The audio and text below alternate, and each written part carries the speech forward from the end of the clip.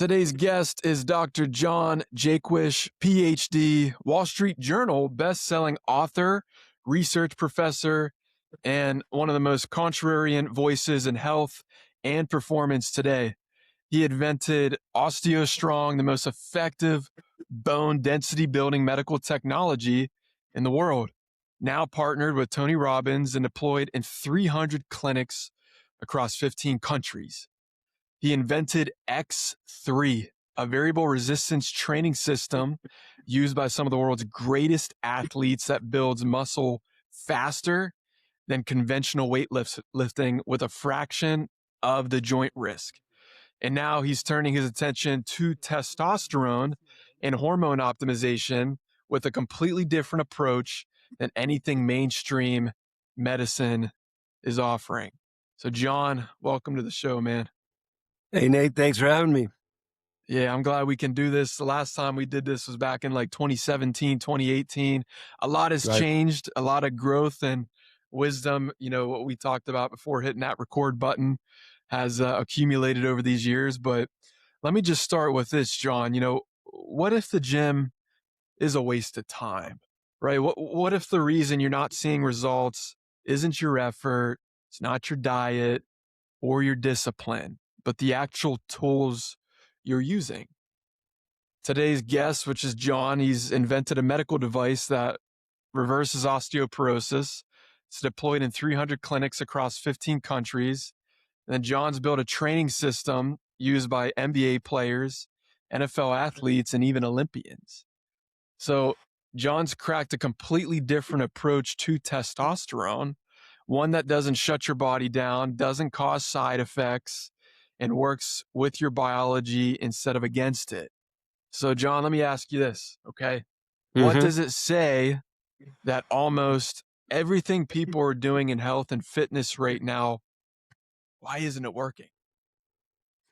I like starting there. That's probably one of the best ways to start a conversation about fitness, because just about everybody who's involved in the fitness industry, not from a creator standpoint, I'm not talking about the influencers, I'm talking about the people who actually want help.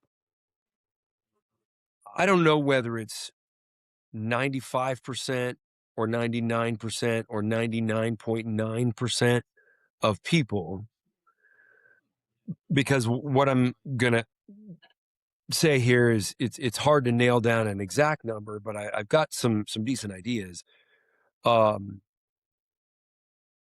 Most people, the vast majority, get absolutely nothing out of fitness. Like, they can work out for years, they look the same, their strength hasn't changed, their body fat hasn't changed, like nothing happens. And when I was in high school, I remember I had a gym membership, this fancy gym in Napa Valley. And I saw people like I first started going to the gym. My first thing, the reason I wanted my motorcycle permit in California, you used to be able to get it at 15. I don't know if that's true anymore. So I was 15 years old. I got a motorcycle permit. The only reason I wanted this, like, my parents thought, oh, he just wants to go screw around with his friends a year early before he gets his regular driver's license. Right. No, I just wanted to go to the gym. Like, I wanted to join this gym. It was called La Concha. I'll never forget it.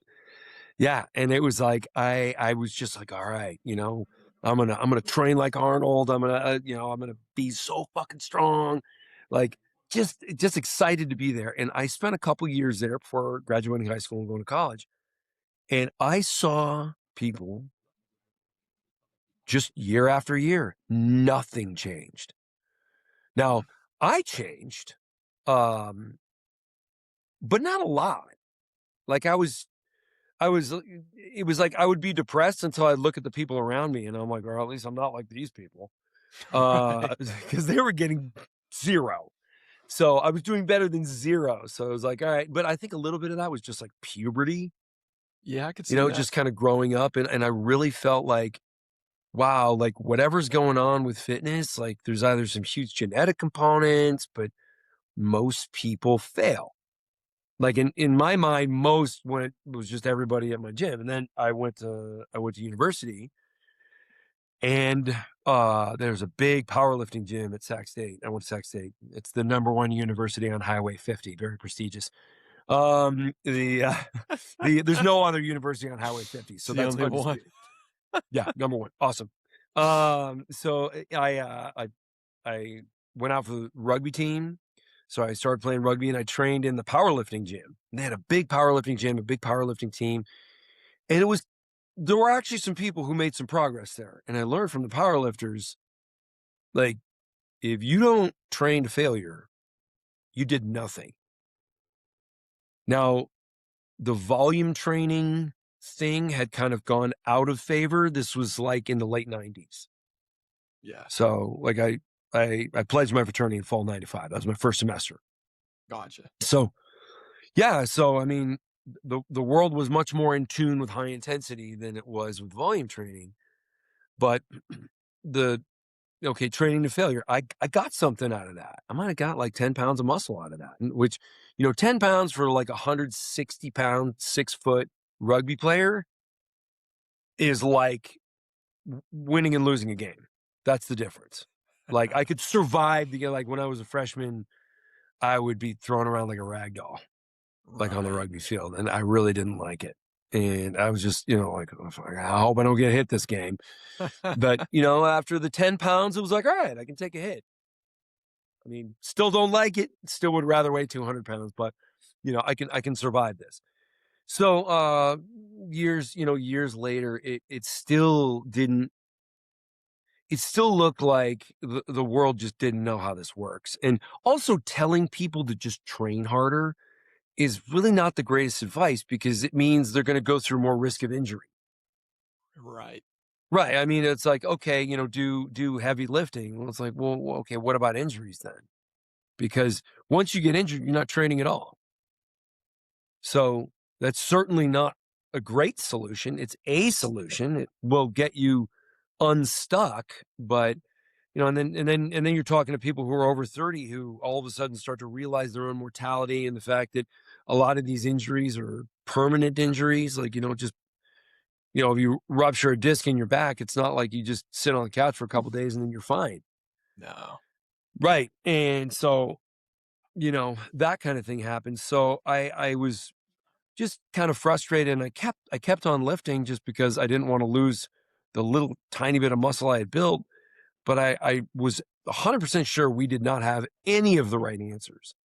And so fast forward a couple decades later, and I had already invented OsteoStrong, and I came to the conclusion of variable resistance, mostly because OsteoStrong sort of just hyperloads the strong range of motion, just the end, like not lockout, but just short of lockout, 120-degree angle from upper to lower arm, back in the hand in line with the clavicle, for the upper extremities to optimize loading.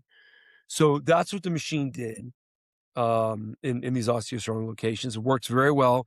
And I got up to the ability where I was able to push 2,000 pounds with my arms. It's like, well, I can't bench press 2,000 pounds, but the last inch of a bench press, apparently I can push 2,000 pounds. Whew. So what that told me is there's incredible capability in the human body that we're not using. And I don't know if this is the solution to muscle growth because it really didn't grow muscle, but it activated a lot of muscle. And it trained the body to activate a lot of muscle. And I thought,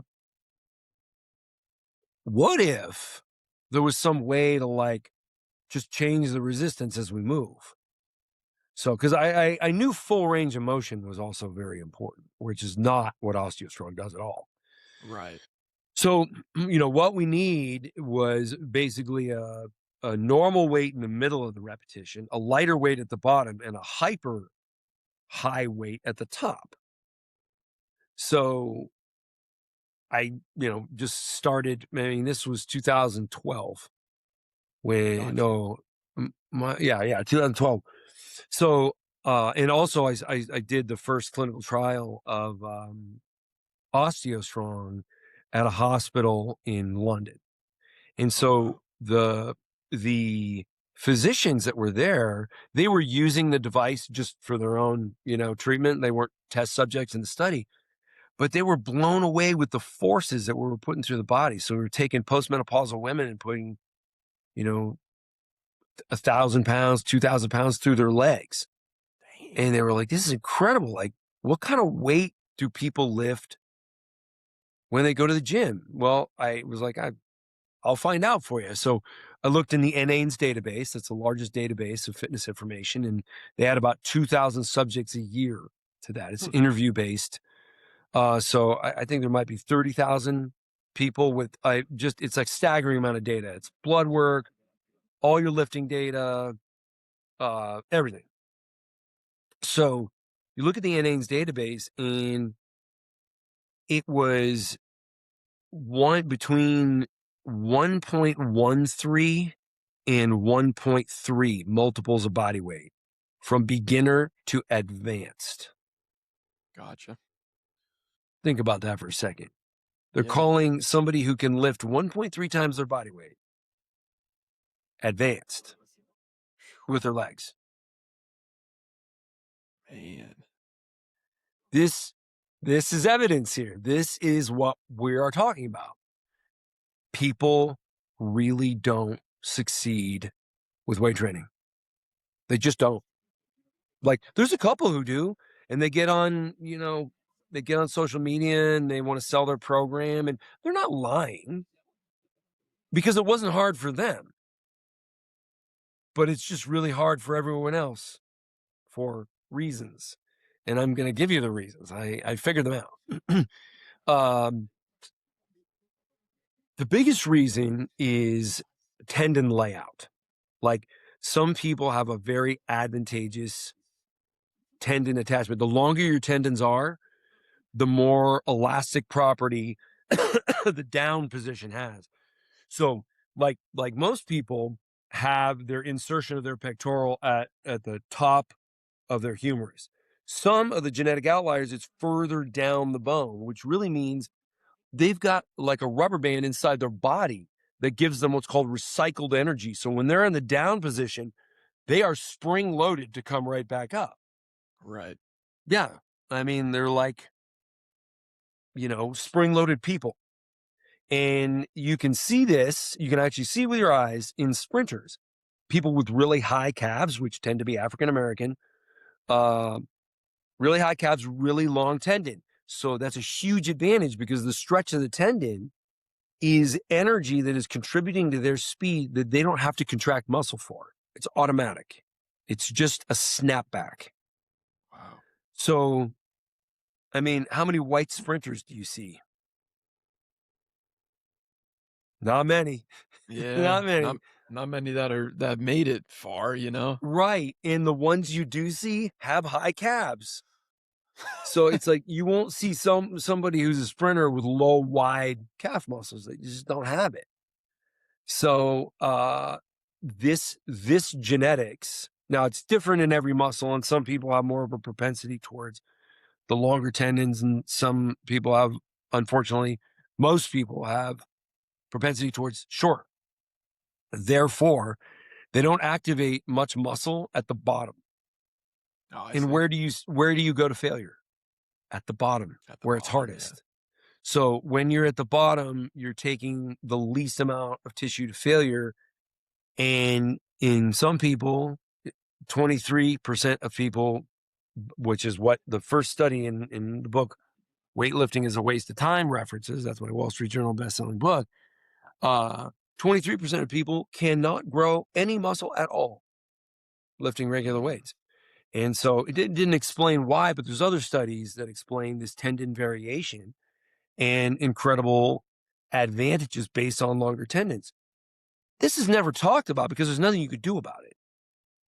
Like, you're just born that way. If you happen to have the advantage, well, you might be like Ray McDonald. He's a friend of mine. He was a tight end for the Niners for 7 years. Amazing football player. Yeah. But I asked him, at what point in your life did you know you'd be in the NFL? And he says, when I was like 12. Man, 12. It's because of what I'm talking about. It's because of these genetic advantages. Like when he could, like his bench press would jump up by like 4 or 5 reps with the same weight every time he goes to train. The coaches are looking at each other and they're looking at his parents and they're like, hey, this kid's going to go far. Like, make sure he, stays on track with this. Don't let him get distracted. And sure enough, he was an amazing NFL player.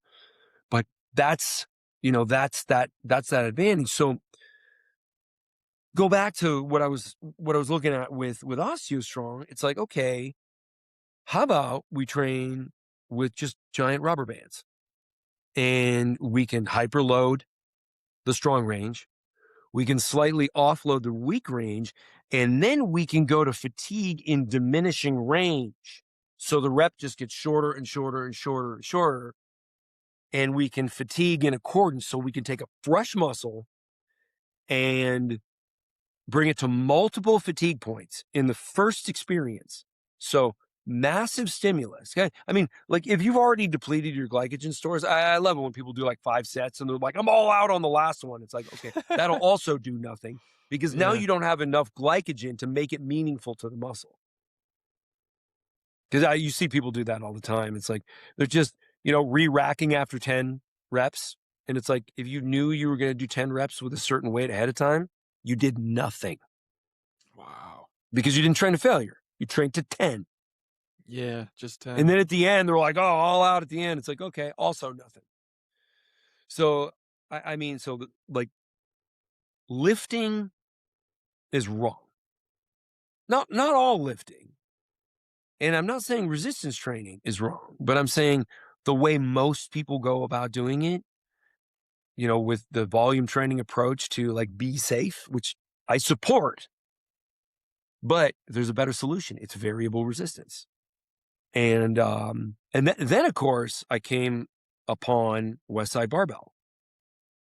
Westside Barbell, one gym in Columbus, Ohio, took local guys from Columbus and broke more world records than any country on earth, including the United States. This is probably the greatest example of sports performance dominance of all time. Wow. Like this would be like if one NFL team had won like half the Super Bowls. Like football wouldn't even be interesting. When Westside would show up at a weightlifting meet, a powerlifting meet, everybody else would just be like, all right, well, I guess we're all just going to lose now. Because they were the strongest people in the world. And they were out of one gym. And the reason that they were beating all these records is because they were variable resistance everything. Everything was banded up until the meet. You'd start with a high ratio of they put like maybe 200 pounds on the bar and they'd add like 400 pounds of banding. And then as you came closer to the meet, because you have to ultimately lift a real weight at the meet, the ratio would change. But ultimately, the most muscle they would gain was when they had a high ratio of variance, which has also been echoed in newer research since then. So, and then I read about Westside Barbell. I was like, all right, like this is the way to go. So I was just going to write a book about bands and kind of be done with it. Just put a book out there and it wouldn't even be in my industry. And just, I just keep going with OsteoStrong. Right. But as I started to pull together all the references, I realized, and I started trying to train, man, an exercise band is really a lousy piece of fitness equipment. You need something to attach to it. Yeah. Like, because ultimately, like if I take a loop band, I throw it around my back and I do a push-up, both of my hands are being twisted to a point of massive discomfort in my wrist. So I was like, okay, writing this book isn't the thing. What I need to do is develop a product that does this. And so I did, and I tried to make it as inexpensive as possible. So, it's a bar, it's a plate, and it's a set of bands. It's as simple and straightforward as possible. That kept the cost way down. Because I could have done like a series of, like machines, like Nautilus machines. I mean, Arthur Jones, he made, I don't know, $100 million or something like that out of the Nautilus machines in the 70s. They were variable resistance also, but they were like X at the bottom and 1.3X at the top. They were low ratio. I wanted high ratio. And Louis Simmons from Westside Barbell had, just through trial and error, realized the high ratio was much better. So that's what I wanted to build. I realized banding only was a better option than weights plus banding. because all you have to do is just load the bottom. Make sure the Right. bottom is loaded, and then work the diminishing range. And so the greater the variance, the greater the ratio, the greater the stimulus.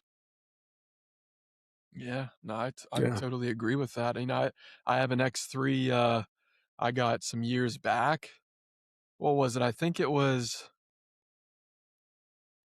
yeah, when COVID hit, John. That's when I decided to, invest in one because I was in LA, everything went on lockdown. I'm sure you can say probably about how sales probably skyrocketed maybe around that time, you Oh know? yeah, we did. And I actually hated it because I hated the Yeah. pandemic. I knew it was bullshit. Uh, I'm good enough at reading research to know that every time they would say we're following the science, that they were lying.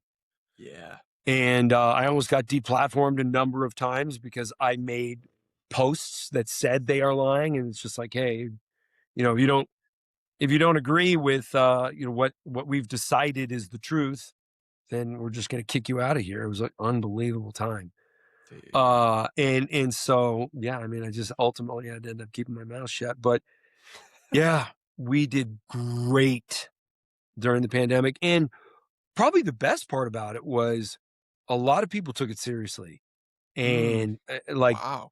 we probably have a good 100,000 people. Like there's a 500,000 units out there, but 100,000 people have decided to make it like a huge part of their life. Whew, that's And good. well, yeah, I mean, just look at the forum. There's 40,000 people in the forum. And also, most people who buy X3 aren't even online. Like they Look at don't that. participate in social media. They're busy people. Like who wants a really targeted, effective workout that involves you not going to the gym? Probably some like busy executives. Yeah, They don't want to go to 100%. a gym. They don't want to waste their time. They don't want to work out around a bunch of idiots. No. They don't want to sit and wait for a piece of equipment because some dude is sitting on it while he's like scrolling, through his phone. Like, or they don't want to go to a gym where like some woman decides to work out in her underpants and then is recording everybody who's looking at her so she can then call the police.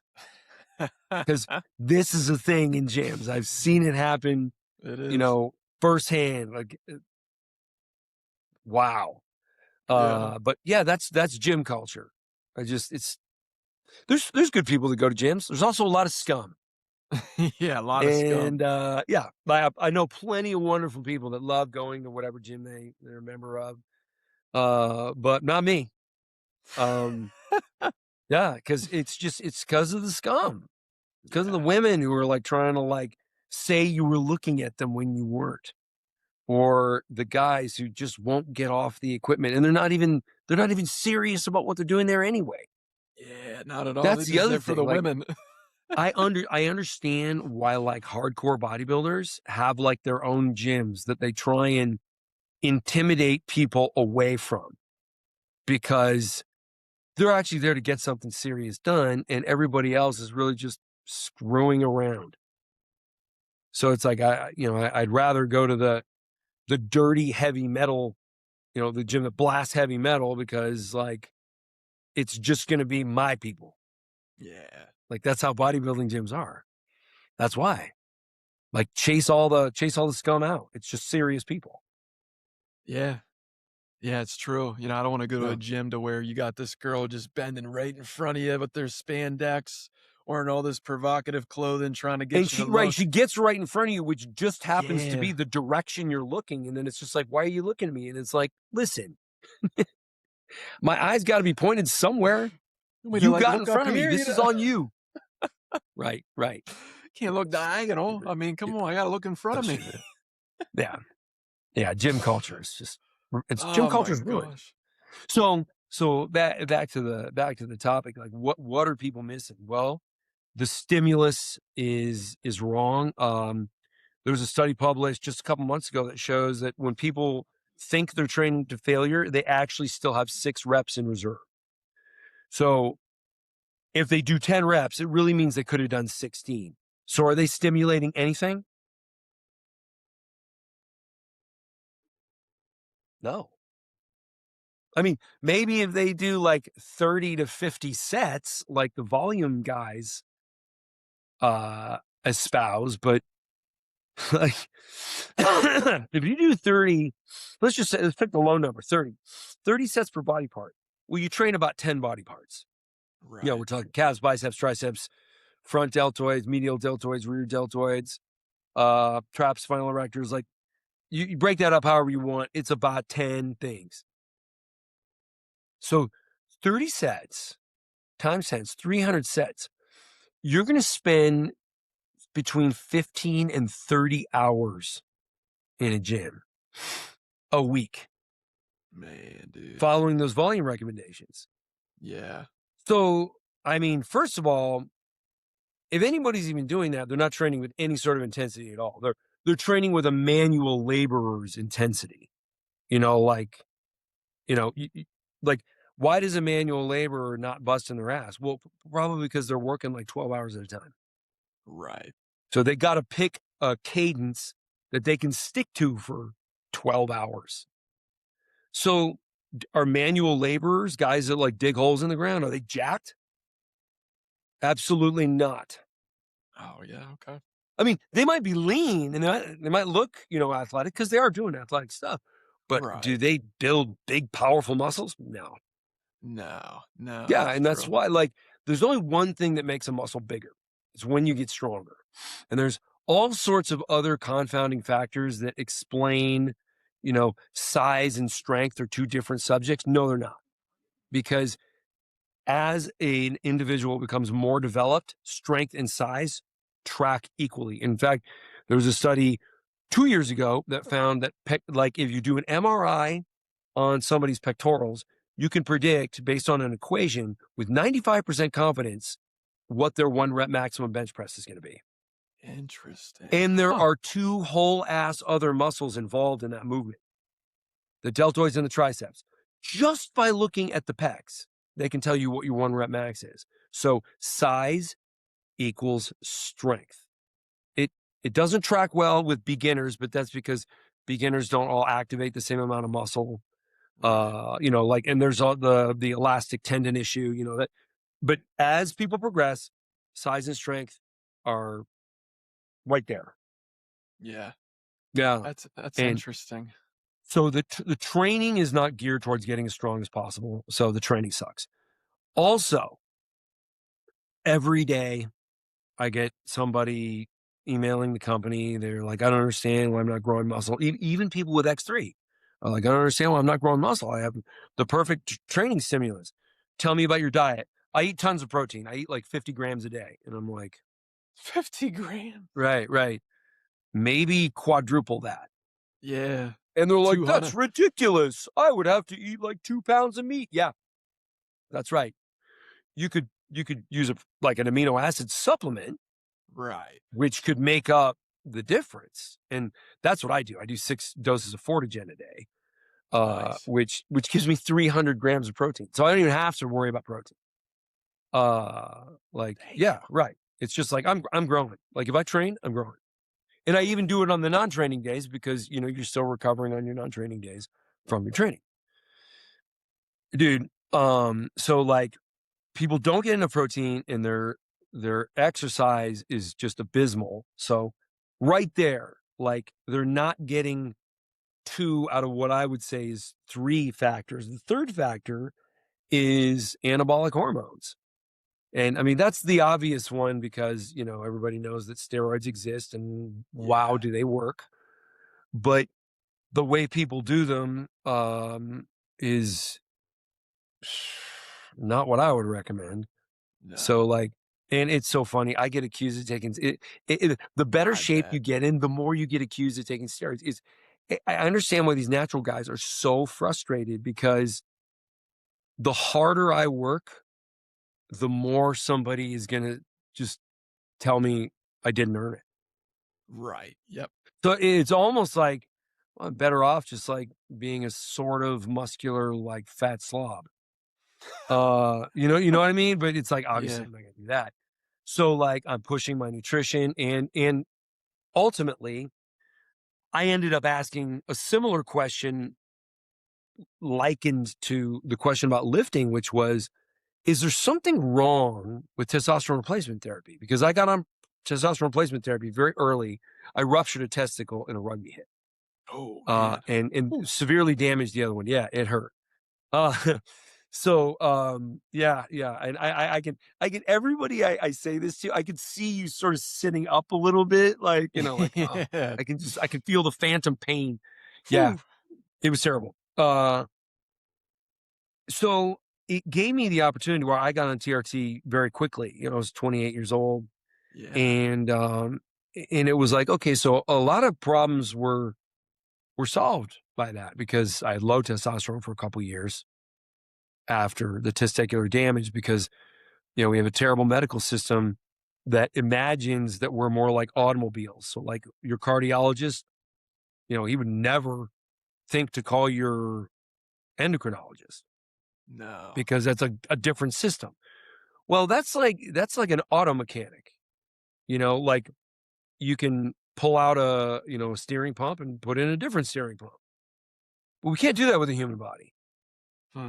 And so like these different areas of specificity in medicine allow from it disengages the idea that we're all one system and everything needs to work together. So like that's I think a failing of medicine that's really tough to solve, but you gotta and you'll see people talk about I'm interested in root causes, not treating symptoms, because a lot of medications treat symptoms. They don't treat root cause.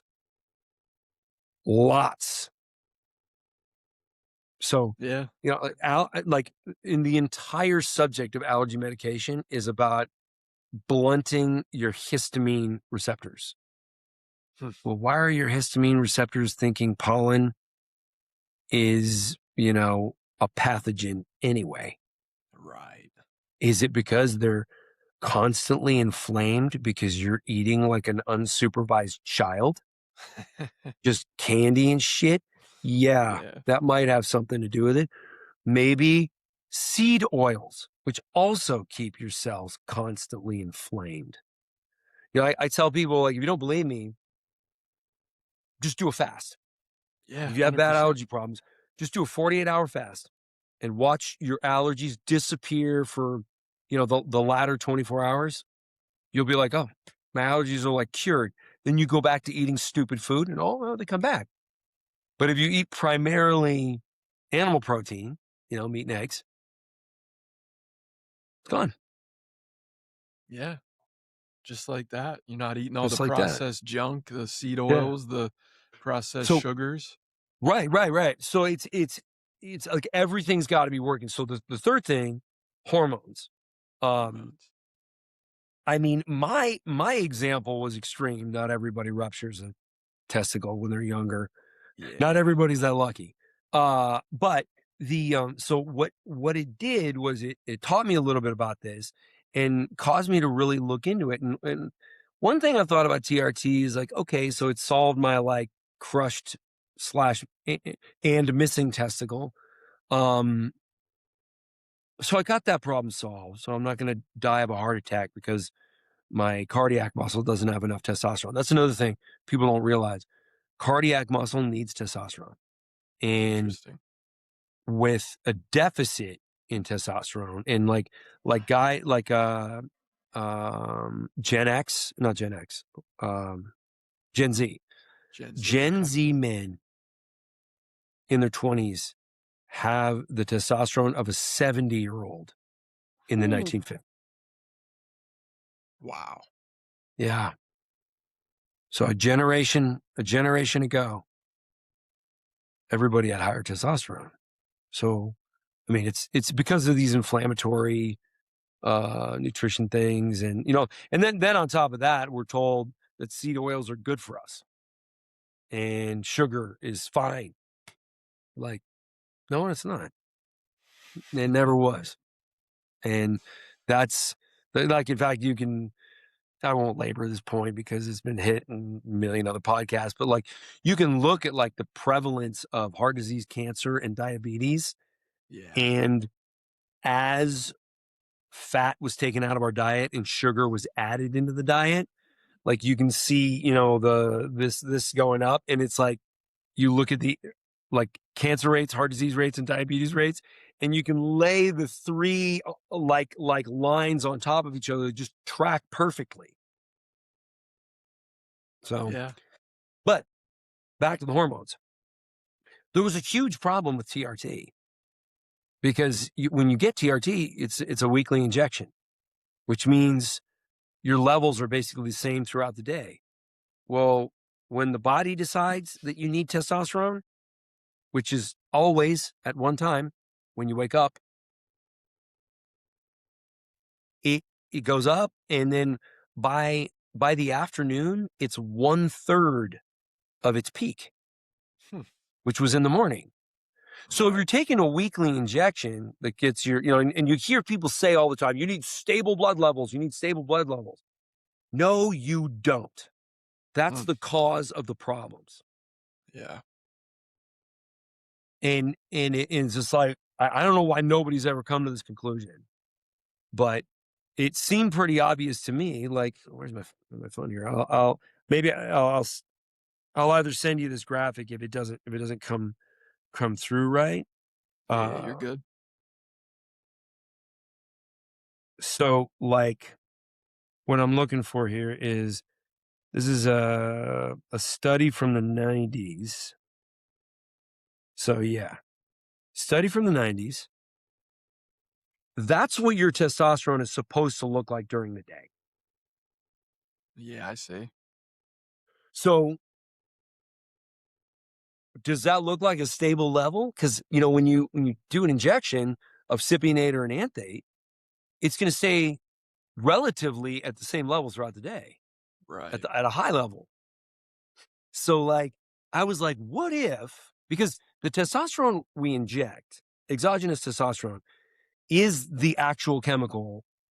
It's the same molecule that our body creates.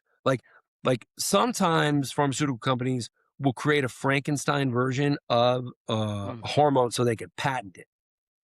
I see. Like for example, progestin is a synthetic progesterone.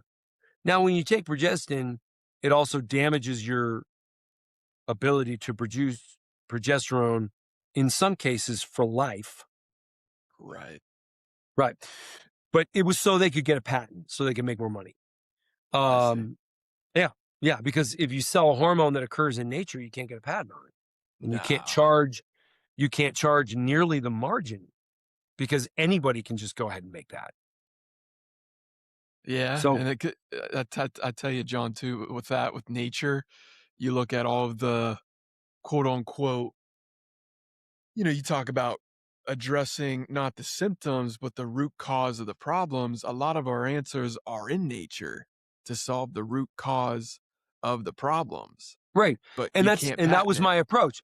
Yeah, Once I saw that, you know, how testosterone is supposed to go, I was like, okay, what if we took our testosterone in a way where it mirrored that? So high yeah, testosterone or testosterone is only high when it's supposed to be high. Guess what happened? Basically, I mean, I can't say this 100%, all the side effects went away. whew, Because the body doesn't know the difference between exogenous and endogenous if it's the same molecule.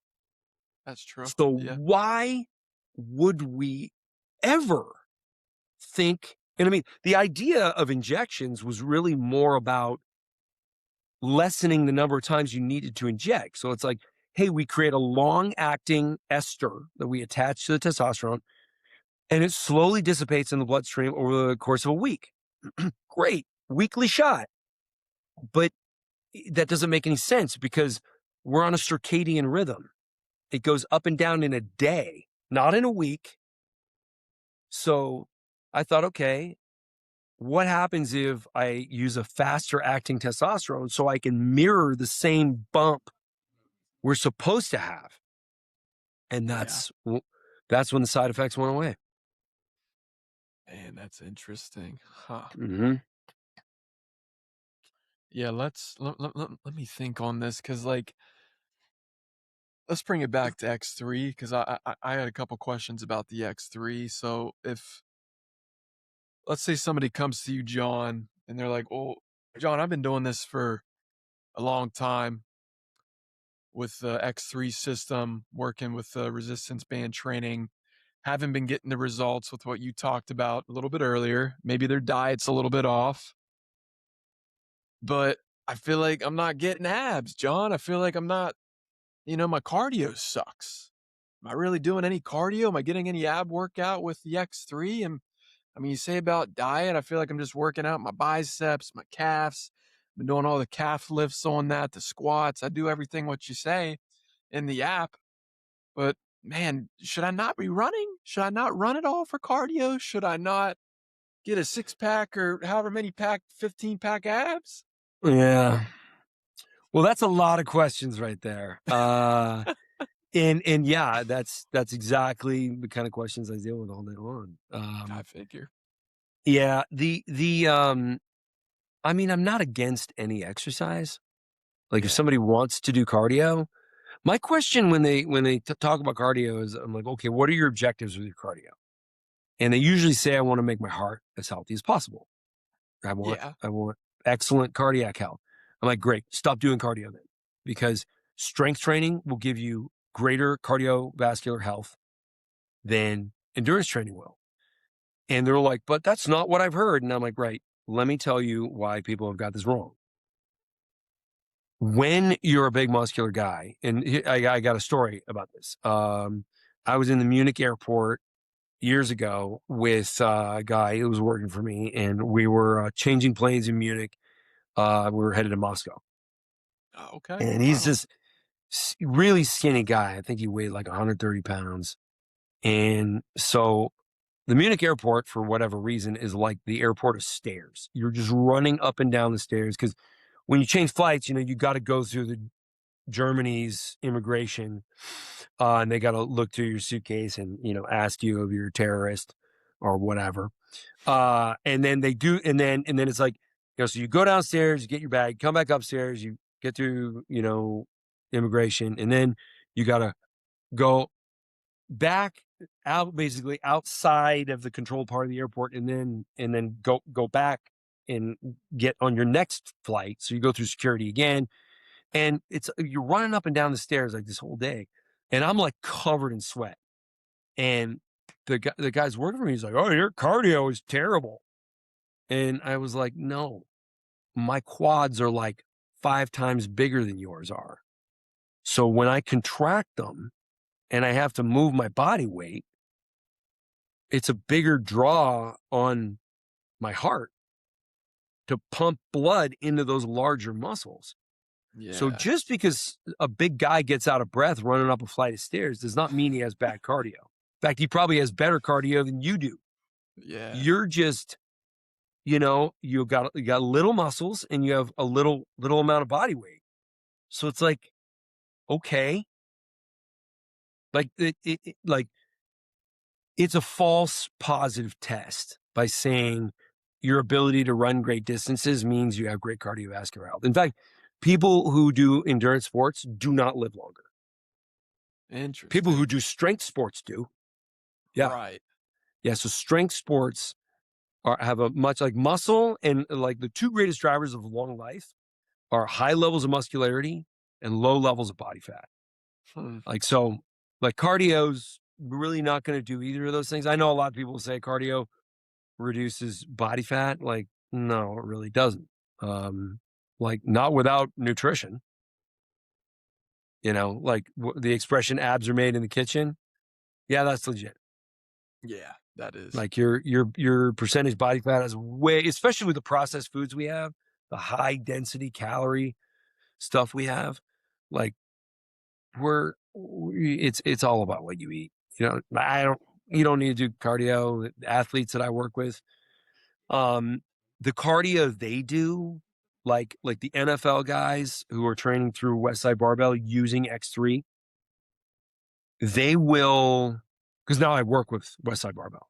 I see. And they're now working with the strength and conditioning coaches in the NFL. I think they basically touch every NFL program, if not every year, maybe every couple years.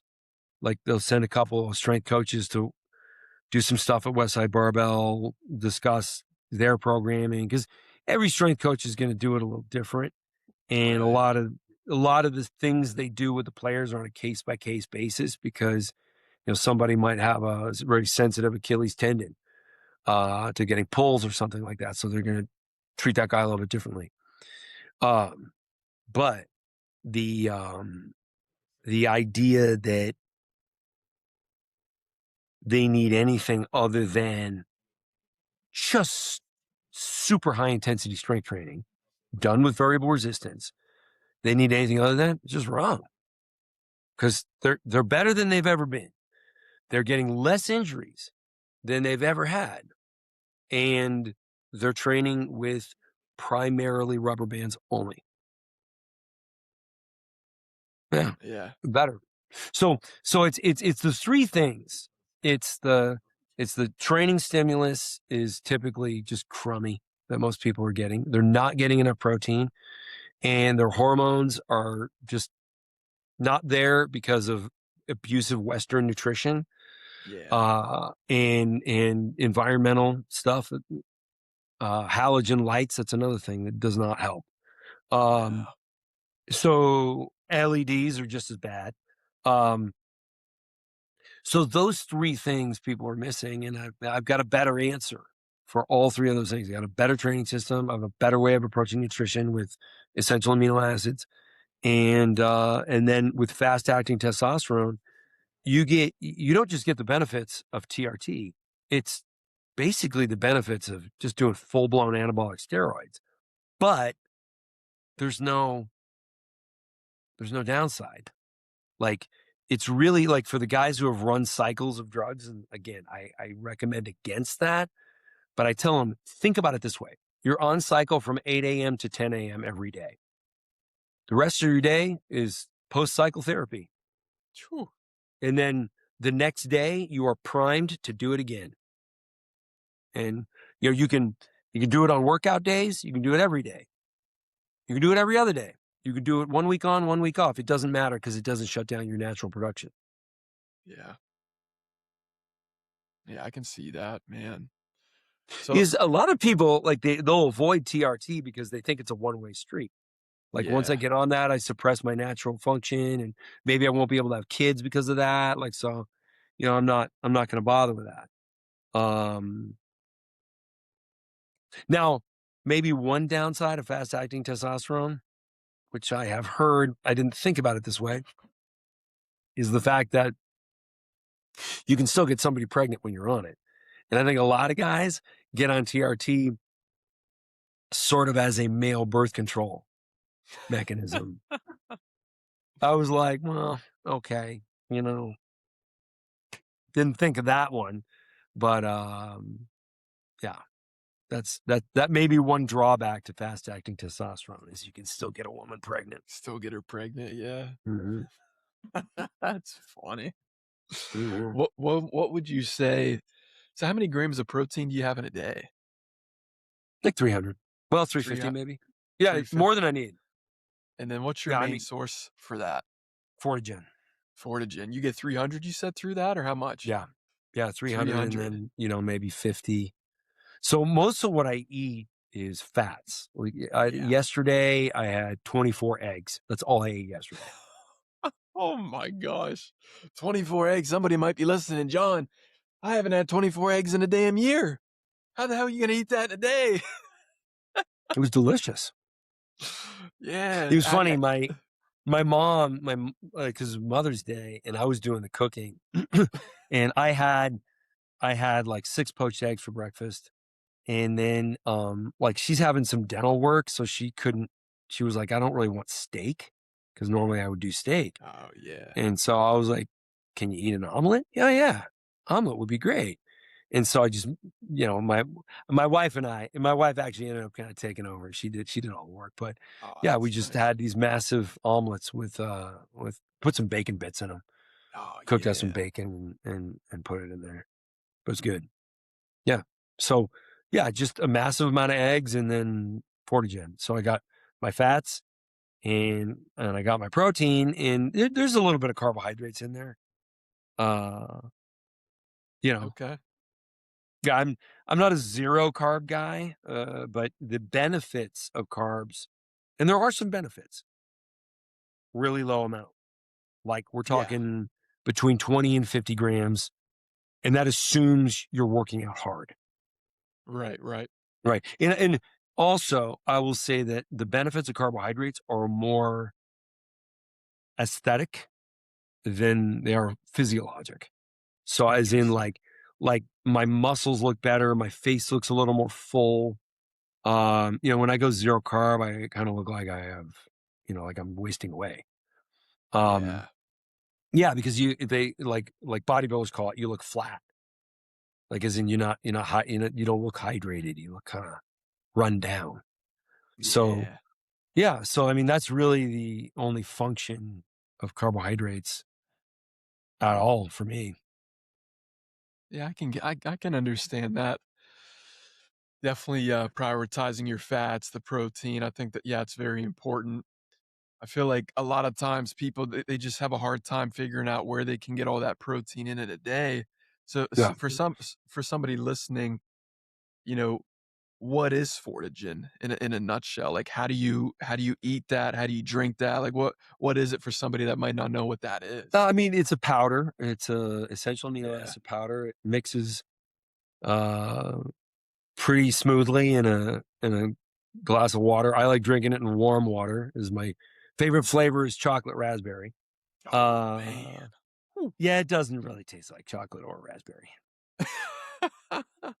Just being real. Yeah, but Yeah. it's as far as what you could consume, like maybe the highest quality thing on earth. Like I actually think isolating essential amino acids is like a breakthrough, like the GLPs. Like Hmm. really, really important and can massively change our lives. And nobody's listening. So I mean, my fans are, but Yeah. basically, there's more money, there's more profit margin in selling whey protein because the materials of whey protein are trash. It's a byproduct of milk production. Right. So they get their source material for free.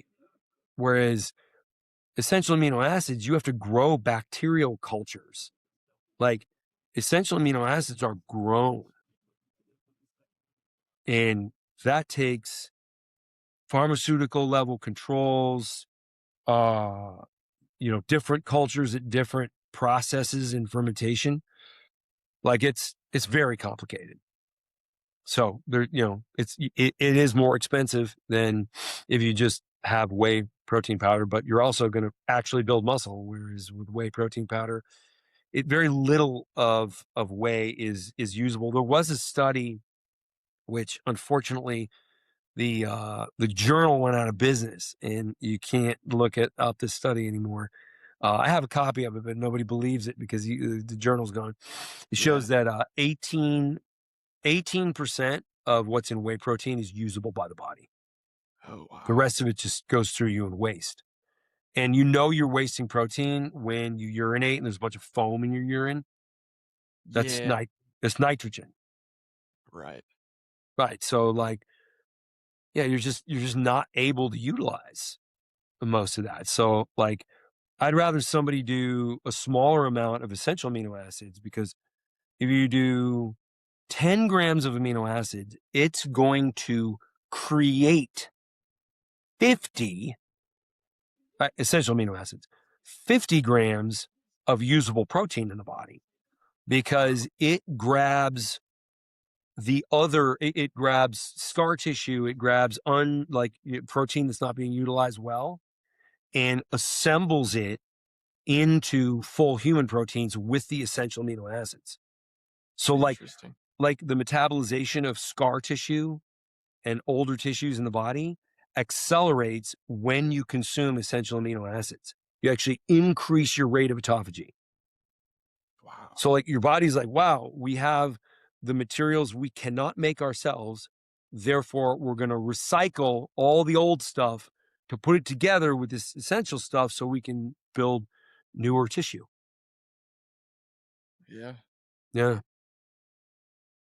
I tell right? you too, for the people that are like listening and watching, they might be hearing this information thinking, man, I've never heard it take like what, John's talking about on here today. I think I Sure. think it needs to be more mainstream with what you're saying. I know you It's get a it lot of for somebody who wants to start a fitness company and just start selling stuff because, yeah, here's the normal life cycle of an influencer. Somebody's a genetic outlier. They go to the gym, they look good. People are like, hey, you should be an influencer. So they're like, okay, right. start an Instagram account, get a bunch of followers, post a bunch of pictures and videos. And then it's like, all right, now that I'm an authority, I'm going to start selling some stuff. And they don't know any better. Nah. So it's like, what's popular? Like, they didn't need any of that stuff because they're genetic outliers. Now, maybe they took whey protein, but they didn't grow necessarily because of the whey protein. And they probably ate higher quality protein as well, but they're not going to get into the steak business or the egg No. business, but they can get into the supplement business. So, and it's just like, it's this cycle of like bad information being pushed by genetic outliers, and nobody really knows any better. And Yeah. there's also a very good reason why people don't trust me, because I'm coming with a completely different message, but they've already been lied to for years. Right. So they're like, all right, I might agree with Dr. Jaquish here in that the information we've been given is probably wrong because they're not making any progress. And also, there's the bulking delusion, which I'll get to next. Remind me to go back to that. So they realize that maybe the instructions they're following are not great, but also it takes a lot for people to admit that they've been doing the wrong thing. Like Mark Twain said, it's easy to fool a man. It's almost impossible to convince a man he's been fooled Mm, because you got to admit you got fooled.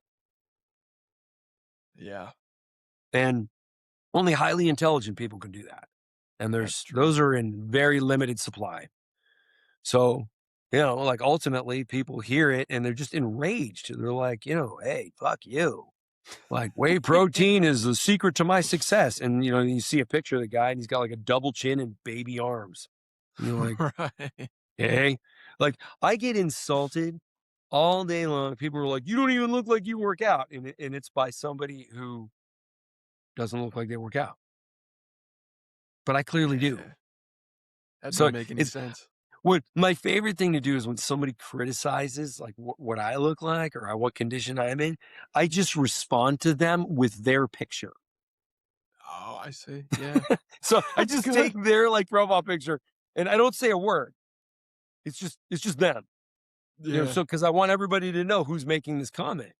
And then, of course that people laugh. They're like, oh, this guy's such a dork, he thinks he's bigger than you or what. And then it comes to another huge curveball in fitness, which is the bulking delusion. Yeah, the So bulk. guys are like, I'm putting on muscle, I'm bulking up.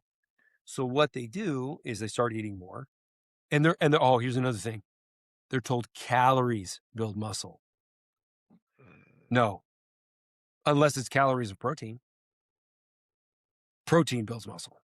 yeah. Carbohydrates play no role at all in building muscle.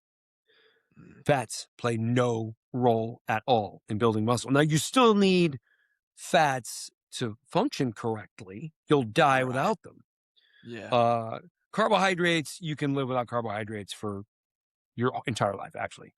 There's absolutely no need for carbohydrates. Like I said, it's more of you look a little bit healthier and better, just a small amount of carbohydrates. But, that's it. And in nature, carbohydrates don't really present themselves. Like, you ever been walking through the forest and bumped into the eggplant fields in the forest? Right? It's like, why, where are all the carbs in nature? Right. They're not even There out aren't there. any. It's Yeah. because we created them all. So they're all it's selective breeding, of selective, pollination of different, meatier seed pods. Right. The real origin of fruits and vegetables as we know them today. Yes, there are natural fruits and there are natural vegetables, but the idea was it was expensive to feed people meat. So, the kings in medieval times would say to the farmers, can you find a plant that's got like a meaty seed pod that we can maybe throw some spices on and just tell people it's healthy? Because that would be a hell of a lot cheaper. And so, like lying to the people about what's good for them, this isn't something that the FDA just started doing. Like Right. human leadership has been doing this since forever because it's in their best interest. And also, you're not going to get any government to admit what actual healthy nutrition is. You'll get RFK to say it. But as a whole, is the government really just going to be like, yeah, you should be eating steak? Well, 76% of American citizens are on, and there's a huge difference between these things. So before you get angry when I am conflating Social Security with welfare, I know they're not the same thing. And I'm sorry, but ultimately, if you're on either one of those things, the federal government's determining your food budget in some way. Yeah. 76% of people are on one of those two things. So Man. does the federal government want to give you $3 a day and tell you to eat Oreo cookies and that they're good for you? Or does it want to give you $20 a day so you can eat steaks? Well, it can't afford to give you $20 a day. So it's a No. really easy decision. They're going to tell you that the crappy food is good for you. Yeah, Oreo cookies for sure. Right. And also, people need to stop thinking that their government is like looking out for them. Yeah, Like I the agree. government's just trying to keep the wheels from falling off. Oh, yeah. Like Not they're not doing optimal anything. Yeah. I think that's where society really has to ask a lot. They have to ask those questions. They got to think outside the box, Yeah. thinking of like, oh the government has our best interests in mind, and Yeah. whatever your belief is, I think you always got to question what's really going on. Yeah. But uh yeah, John, we got about 3 minutes here, so we're gonna continue Sure. this for the Yeah. for the Sorry, I viewers. ranted, but you got a lot out of me. Don't apologize. No, this is great. So we got about 3 minutes for the viewers and the listeners. One last thing I want to do before we pivot, and we are going to continue and do a part two, and I'll kind of surprise you guys with what that'll be about. But so, John, I do this at the end of every episode. I'll ask you one word versus the other. You're going to pick which one you prefer. All Okay. right. So I got about 10 of these suckers for you, Let's do and it. then we'll wrap this up. Okay. So X3 or barbell? X3. Yeah. TR TRT or demand? What's demand? Like, I don't know, like you'd be demanding, you'd have some type of demand on your That's a good question, man. I don't even know what it means by demand. Maybe we should Yeah. We'll skip that one. Yeah. skip that one. Yeah, muscle or bone? Mm. Well, you can't build muscle if you have weak bone. So I'm going to say bone. Okay, yeah, gotcha. Cardio or strength? Strength. Carnivore or keto?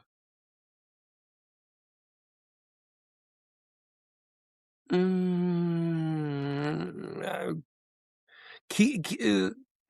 you can still be ketogenic and you can have a lot of things in there that are,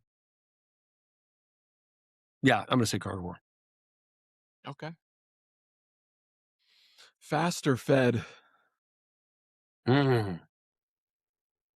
Depends on context, but I am in a fasted state far more often than I'm in a fed state. Okay. Yeah, I can agree with that. The fasting state, I'm clinic, probably in a fed state 20% of the time. 20% of the time. Okay. Yeah, I mean, my day, I wake up and I have 3 doses of Fortigen first thing.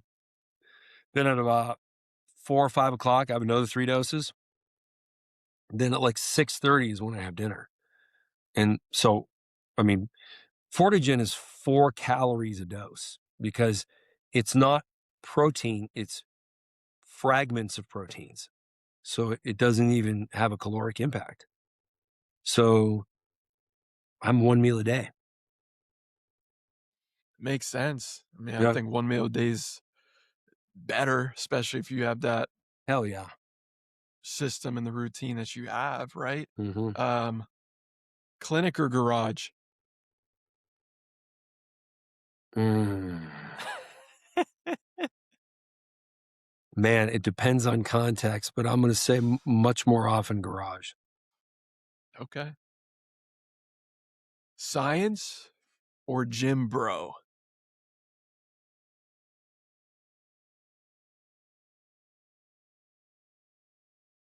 Is there a third option? Is there a double middle fingers? I mean, there's so much like the science-based lifters. I think they have some of the worst takes I've ever heard. Yeah. Like they prefer volume training because it's low risk. Because apparently their idea of their goal is that every 80-year-old person is holding a 1 kilogram dumbbell. Right. Right. And it's just like, first of all, we all know that the way we treat elderly people when they work out, they use more strength putting their shirt on in the morning than they do during their exercise. So the 1 kilogram dumbbell is just like, throw that shit in the trash. Like people need heavy loading, and heavy's relative. Use variable resistance.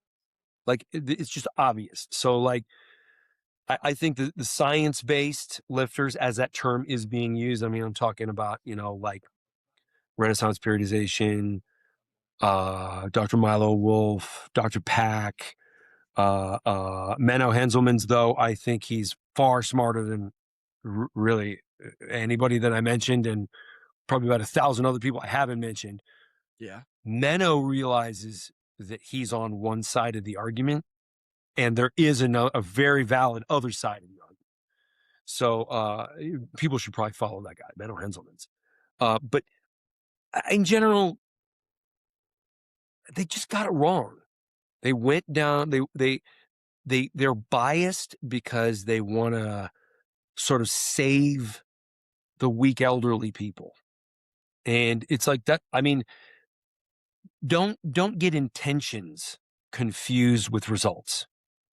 The intention of the woke movement was fairness.